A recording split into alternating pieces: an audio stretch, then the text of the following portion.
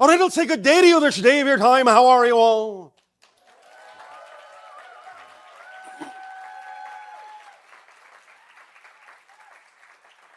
All right. Extraordinary. We thank you once again for the co-creation of this interaction. We thank you with deep appreciation for the allowance of this transmission. We thank you for your participation in the growth of yourself, of your being, and the expansion of your consciousness. We thank you for your willingness to be more and more and more of who you are, for that is what this life is all about. This day of your time, we are talking about the idea of living an extraordinary life. What is that hinged on? What is the center point of that concept that will drive you forward into that kind of life, that kind of an experience? It is all the things that we have already discussed over the course of the transmissions of this weekend. And in addition to that, it is allowing oneself to have a deeper understanding of the term authenticity. Being your authentic self. What does that mean? Being true to yourself, being in alignment with yourself, your true signature frequency, of course. But it also means, really, as you say, putting it out there, really acting on your passion. The idea is that you have chosen to have a physiological experience, a physiological lifespan. That physiological lifespan plays out according to the theme and themes you have chosen to explore. And it is up to you to decide how you will explore them. Now, we are not saying that you cannot have an authentic life, have an extraordinary life, by being in a state of balanced peace. Of course you can. It doesn't mean that when we say it is important to act in your life, that you have to be running all over the world. You can be stable, peaceful, balanced in one location for the entire lifespan, if you wish. If that is true for you, really true. However, we recognize that because of the thousands of years of fears that have existed on your planet, that have embedded within many of you in your culture, your society, in your upbringing, the idea of definitions of diminishment, definitions of devaluation, definitions of the experience of disconnection, that many of you will not necessarily be acting as fully as you could be, will not allow yourselves to be your authentic beings. And now is the time to change that. As has been said, you know you are going through a transformation in this day and age. You know that it is about the idea of letting go of the things that are not you and incorporating the things that are. In the most profound, most artistically creative and expressive way possible. It is about getting out there and doing it, not holding back, not hesitating to be yourselves, your authentic selves. It is about being bold, adventurous, courageous, confident, curious, imaginative, excited, interactive, expressive, not holding back the gifts that you have to give, not depriving others of those gifts. Because while you may feel from time to time that you are seeking and searching for things, others also are seeking and searching for what you have to share, for what you have to give, for the expression of your true authentic self. When more and more and more of you are really allowing that authentic self to come to the forefront and to stand tall and to stand firm with your feet firmly planted on the ground and your consciousness raised to the heavens so that you stand in between that balance point of heaven and earth, as you say.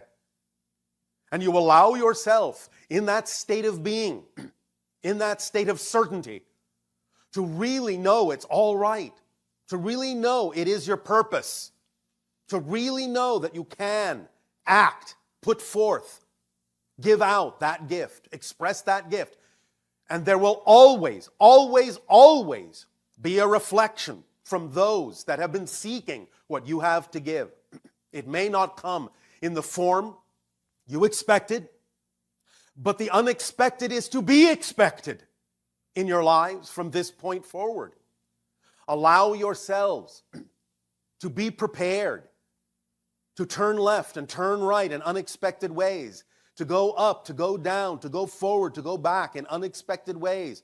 Follow the flow of the path of least resistance, no matter how it may wind, no matter how it may twist and turn through your life.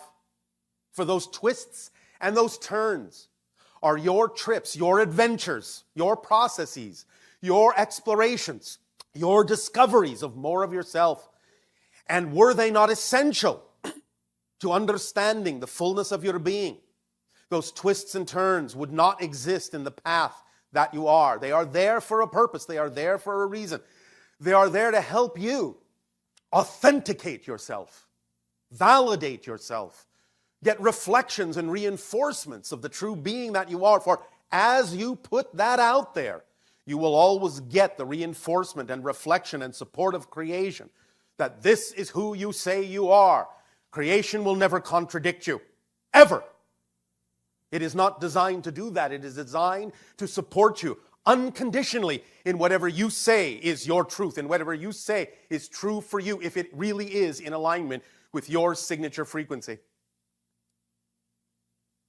Always in living an extraordinary life, always, too, must you incorporate the idea of balance, gratitude, grace, appreciation, and always take the time, always take a pause, and always take a moment to make sure that you are being truly authentic, that you are not disguising your anxiety as excitement, not burying the idea of definitions that you are too afraid to look at, because you are afraid that if you go diving down to look at, to examine, and to explore and investigate those negative beliefs you may have about yourself, many of you may be too afraid to find out that if you go exploring, you will discover that those negative beliefs are actually true. I guarantee you they will never be true.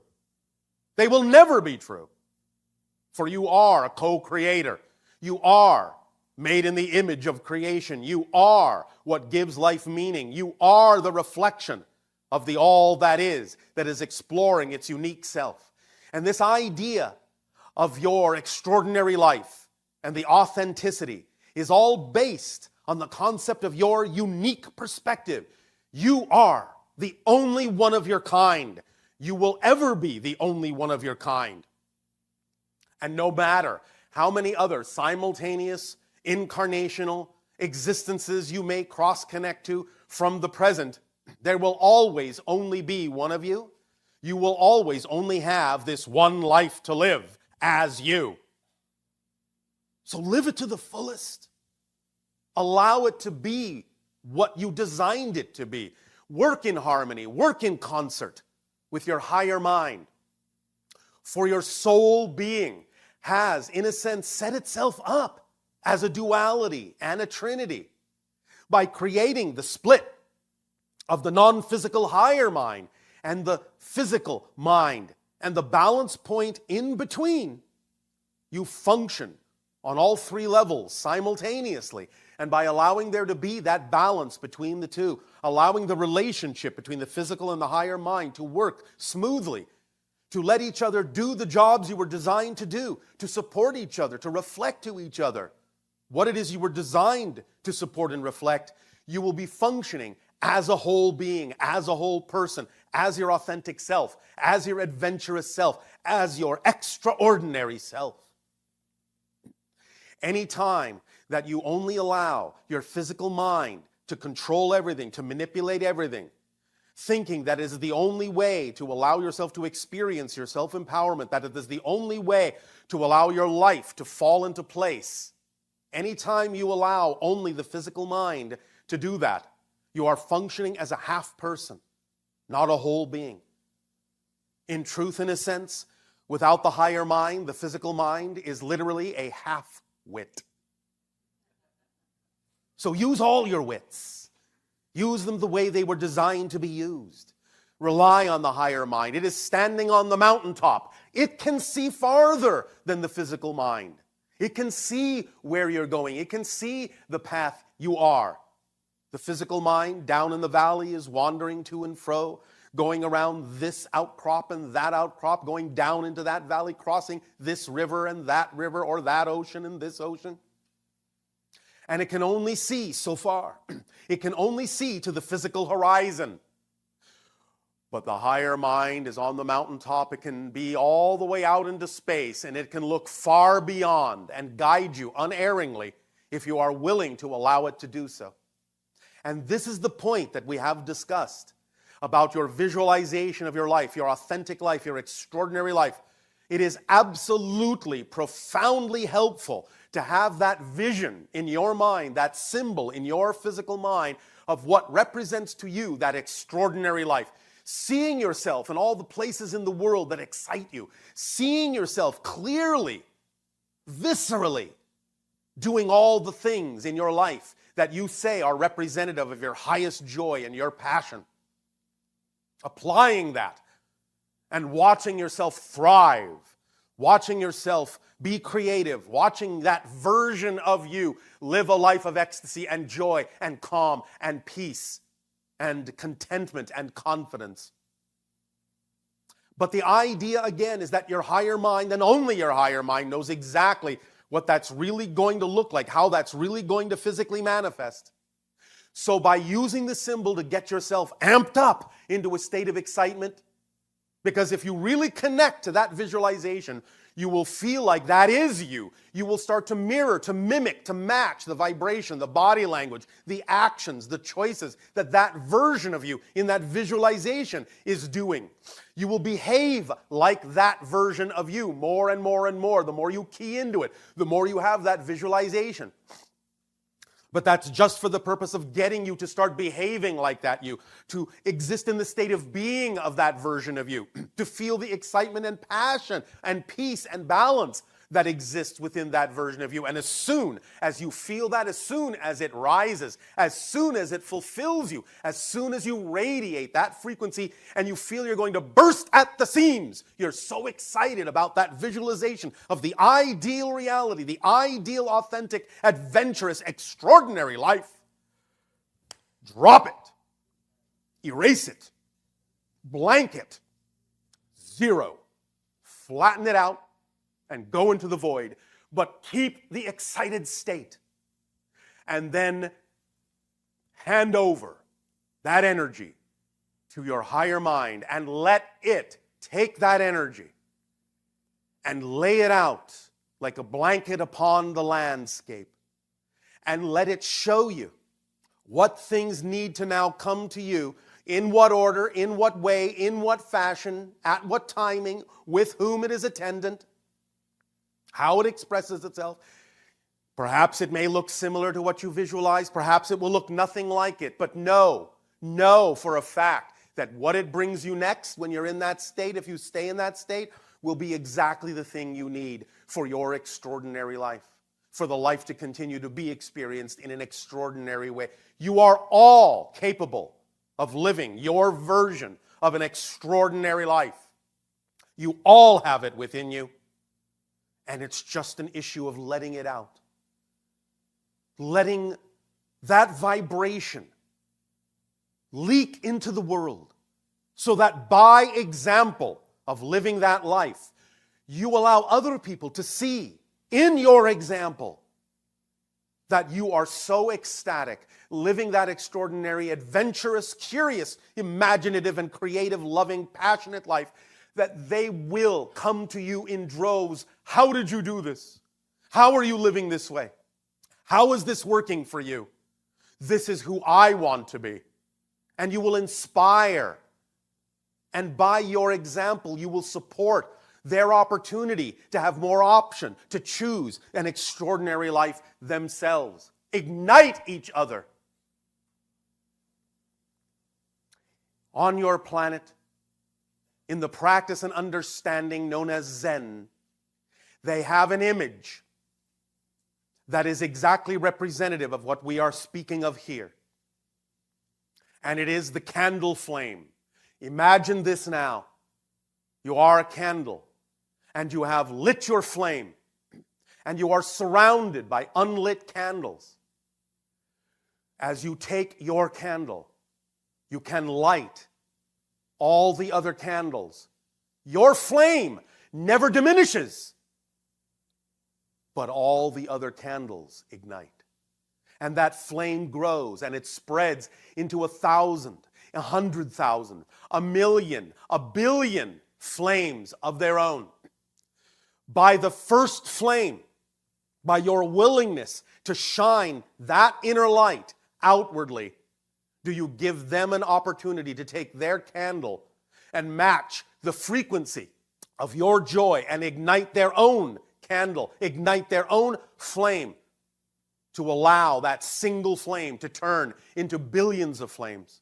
At least the opportunity. Should some candles choose not to match that vibration, allow them their choice unconditionally.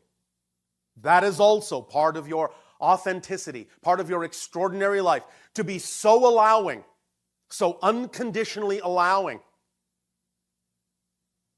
that others who may make choices that you can see clearly are out of alignment with their true selves. It doesn't mean you condone it for yourself. It doesn't mean you gloss it over. It doesn't mean you don't recognize that it may be a negative energy choice. But you also understand that even though some may always choose a negative idea and not have a deep understanding of the positive energy being offered to them, because of their own fear-based definitions, they may not know what to do with that. They may not know how to behave in alignment with that. They may choose negative behavior, even as a result of being exposed to the idea of a positive vibration. And you can recognize that and have the compassion to wish them well.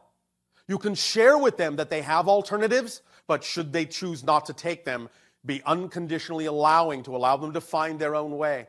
You cannot force anything on anyone, for if you do, all you're saying is you don't believe in the power of what you believe in yourself.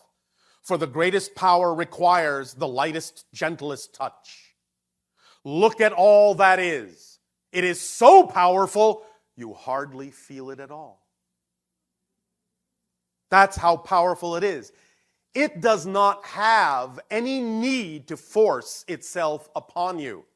God's will is your will, because you are all that is.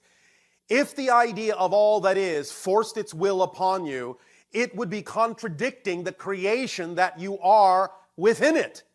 You are created to be who you are as a reflection, as an experience of all that is. You are made of all that is. We are made of all that is. Everything is made from all that is.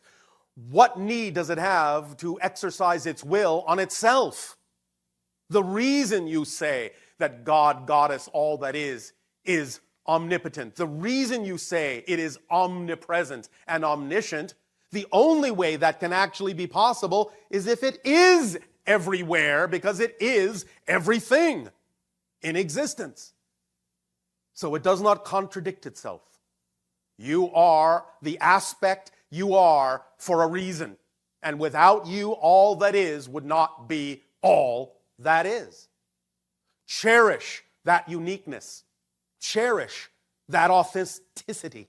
Cherish that ability to express the unique point of view that you are. Cherish it. Don't ignore it. Don't damp it down. Don't deny it. Let it free. Let it out. Let it be the shining light that helps ignite 1 billion candles. And then your world will be alight with flame of creation. You will ignite the passion within yourselves simply by your proximity, simply by your enthusiasm, simply by your passion.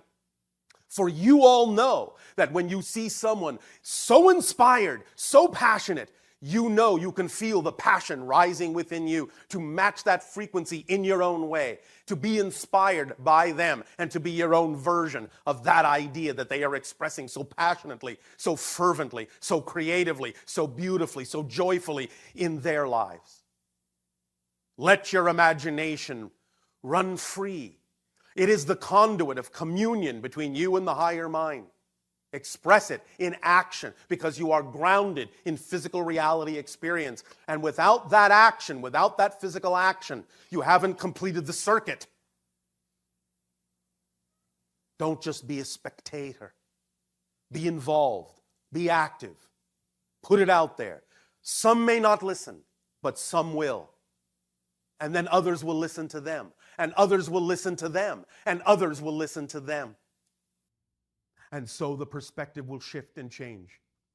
And as you then continue to shift billions of times per second through a multitude of parallel Earth realities, more and more and more and more, you will find yourself on course, shifting in the direction of the parallel versions of Earth that are more reflective, more representative of the changes you have made within yourself, and that will ultimately be the only versions of Earth you will experience.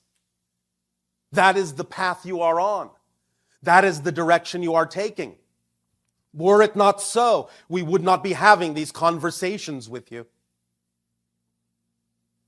For not only does creation not make pointless creations, thus validating your very existence, we also only do what excites us the most. And we also don't do pointless things. Having these conversations with you, having first contact with your world, excites us beyond our ability to express, for you are family. And by forming these connections and allowing these connections, we are family growing together, expanding beyond what either of us can imagine we could become. And in becoming it, then we gain a new understanding and a new perspective of creation and all that is. But to be that expanded family, to be that extended family, to be that authentic family, to be that adventurous family, to be that extraordinary family, you must be the state of being of that family first. So come, join our family. And allow us to explore creation together in new and imaginative and startling ways beyond what you can presently conceive. Be your extraordinary selves. Don't hold back. Don't hold back. Don't hold back. If anything, hold forward.